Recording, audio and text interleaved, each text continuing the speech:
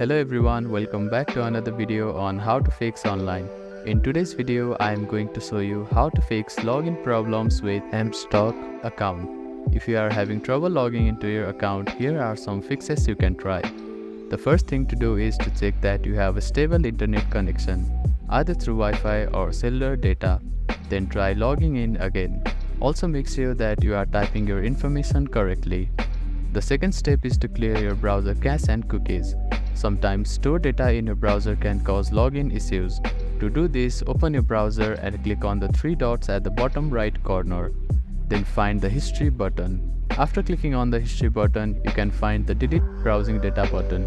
Click on it, then select the time range as all time. Now click on delete browsing data and confirm it once again. After that, your browser cache and cookies will be cleared. Then simply try logging in again. You can also try updating your browser. Open your App Store or Play Store and search for your browser. Check if there are any updates available for the application. You will see an update button. Tap on it to download the latest version of it. If the issue still persists, try accessing the login page using a different web browser or device.